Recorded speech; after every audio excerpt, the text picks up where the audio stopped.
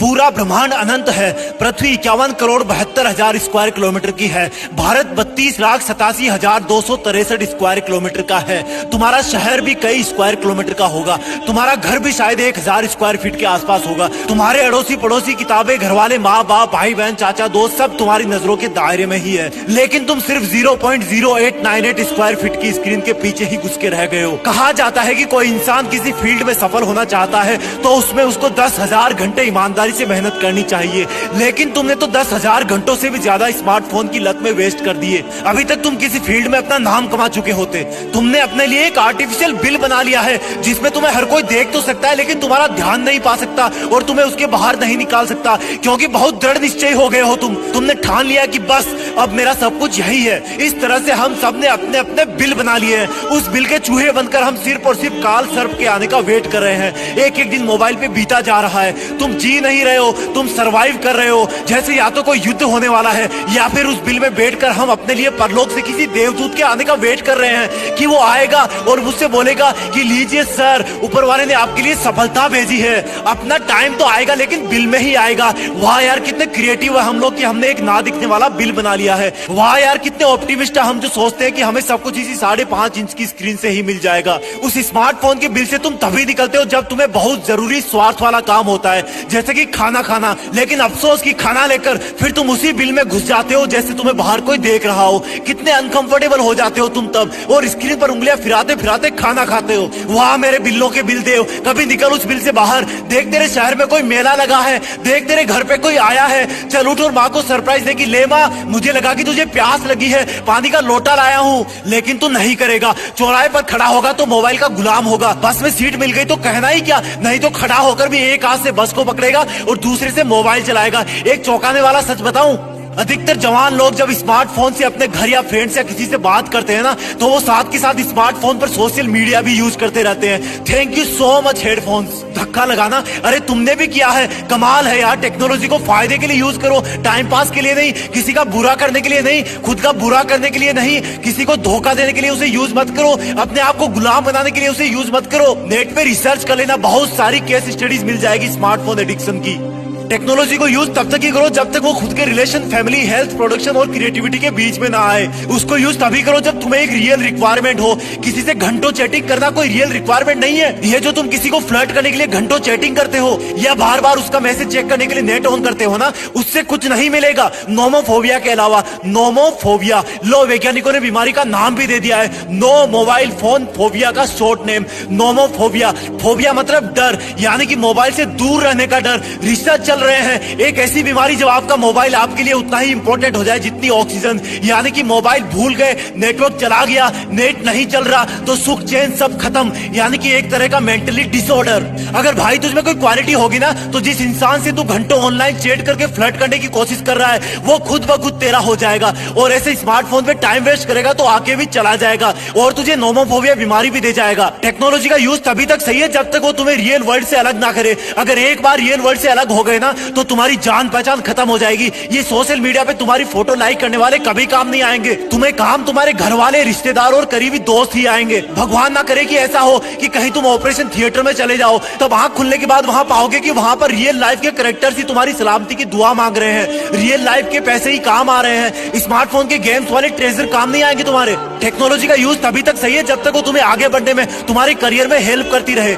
जैसे अगर तुम एक एप्लीकेशन डेवलपर हो या फिर कोई प्रोग्रामर हो या फिर कोई यूट्यूबर हो तो करो जी भर के काम, क्योंकि वही तुम्हारा फील्ड है। ध्यान रखना, काम करना और उस पर टाइम वेस्ट करने में फर्क है। टेक्नोलॉजी का यूज तब तक ही करो जब तक वो तुम्हारी मेंटल, फिजिकल और इमोशनल हेल्थ पर कोई असर ना पटके। ये जो तुम सुबह उठते ही 5 मिनट के अंदर अपना स्मार्टफोन चेक करते हो या फ्रेश होते टाइम संडास पे बैठ करके यूज करते हो या फिर रात को सोने से पहले भी चिपके रहते हो, वो तुम्हें किसी दिन बहुत ज्यादा बीमार बना देगा। अगर तुम बेचैन हो जाते हो जब तुम्हारे मोबाइल की बैटरी लो हो जाती है या फिर सिग्नल लॉस्ट हो जाता है या फिर नेट चला जाता है या उसका मैसेज नहीं आता, तो सोचना है स्मार्टफोन तुम पर अपना सिकंजा कस रहा है। बिल के बाहर निकलो, कभी बिल के बाहर भी दुनिया है। पहले लोग कहते थे सोचते कि सितारों के आगे भी दुनिया है, चलो चांद पे चलो। लेकिन आज मैं कहता हूँ कि इस स्मार्टफोन के बिल के बाहर भी दुनिया है। जब घर की घंटी बजती है तो वही इंसान अंदर से गेट खोलता है जिसके हाथ में या तो स्मार्टफोन नहीं होता, या फिर जिसको स्मार्टफोन चलाना नहीं आता, या फिर जिनको इसका एडिक्शन नहीं है। अब या तो वो माँ हो या दादी हो या पापा हो, अगर घर में कोई सगा संबंधी भी आए ना तो वही लोग खुलकर एंजॉय कर पाते हैं, वही लोग खुल के बात कर पाते हैं जो इसके गुलाम नहीं होते। सोचो अगर देश का कोई लीडर भी इसी तरह से स्मार्टफोन के नोटिफिकेशन ही चेक करता रहेगा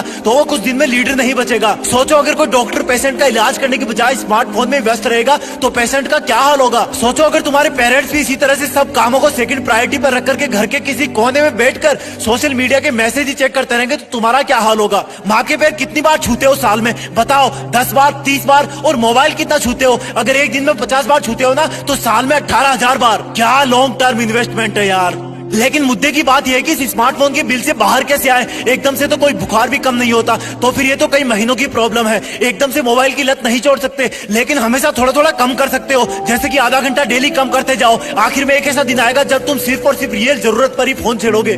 स्मार्टफोन की लत को छोड़ने के लिए अपने लिए एक चैलेंज मानो और ये सोचो कि अगर मैं खुद अपने आप को कंट्रोल नहीं कर सकता ना तो दुनिया को क्या कंट्रोल में करूंगा, अपनी मंजिल को कैसे काबू में लाऊंगा। और जब तुम्हें लगे कि फिर से मोबाइल को उठाने का सिग्नल आ रहा है तो फिर अपने कष्ट भरे दिन याद करना जब तुम रात भर स्मार्टफोन की वजह से सो नहीं पाते थे, जब तुम पढ़ नहीं पाते थे या फिर किसी फंक्शन में लोगों के साथ मिल नहीं पाते थे। तब तुम्हें अंदर से ताकत मिलेगी कि मुझे यह सब छोड़ना ही पड़ेगा। इसके बाद जितने भी एडिक्शन वाले एप्स और गेम्स है ना यार उनको उखाड़ फेंको।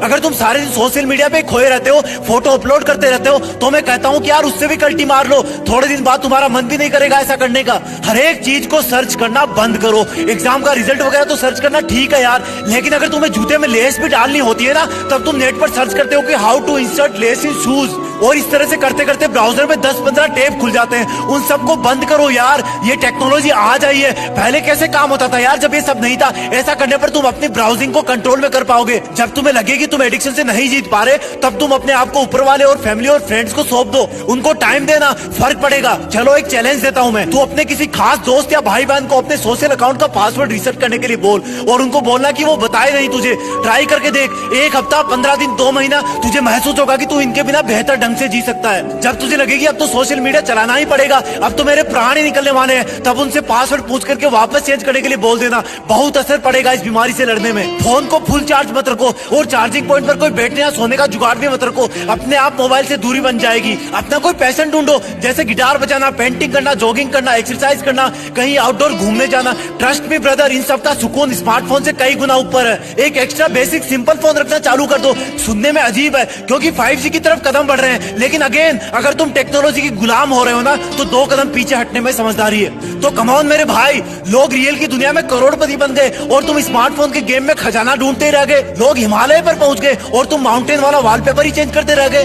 लोग ओलंपिक में गोल्ड मेडल ले आए और तुम मोबाइल पे गेम डाउनलोड करने में रह गए। ऐसा ही करते रहोगे ना तो तुम्हारी रियल लाइफ खत्म हो जाएगी। स्टूडेंट्स के मार्क्स भी कम आएंगे और वर्चुअल सोशल फ्रेंड्स के चक्कर में ना तुम्हारे रियल फ्रेंड्स भी खो जाएंगे। तुम्हारा करियर, रिजल्ट, खुशी, दोस्त, रिलेशन, इमोशन सब खत्म हो जाएंगे ऐसे एक दिन। ध्यान रखना, इस स्मार्टफोन का बिल तुम्ही ने क्रिएट किया है तो अब उस बिल में स्मार्टफोन को छोड़कर बाहर निकल जाओ। थोड़ा वक्त लगेगा लेकिन फिर इंसानों की तरह जियोगे, ना कि रोबोटों की तरह। आंखें पृथ्वी और प्रकृति के नजारे देखेगी, परिवार के हंसते मुस्कुराते चेहरे देखोगे, ना कि 5.5 इंच की स्क्रीन। दिमाग में फ्यूचर वाली प्लानिंग होगी, ना कि कोई डिसऑर्डर। दिल में आगे बढ़ने का जुनून होगा, ना कि कोई पछतावा। जितने बड़े बड़े लोग देखते हो ना सोशल मीडिया पे, उन सबके सोशल अकाउंट हैंडलर्स होते हैं जिनको उनसे ज्यादा उनके पर्सनल एम्प्लॉइज मैनेज करते हैं, क्योंकि वो भी अगर इसी 5.5 इंच की स्क्रीन में खो जाएंगे ना तो वो रियल लाइफ में कैसे जीतेंगे। आपकी जीत को फिक्स करने के लिए हम जीत फिक्स पर ऐसे ही वीडियोस लाते रहेंगे जो आपकी जिंदगी को बदल सकते हैं। इस वीडियो को लाइक और शेयर करके चैनल को सब्सक्राइब कर लेना। जय हिंद, वंदे मातरम।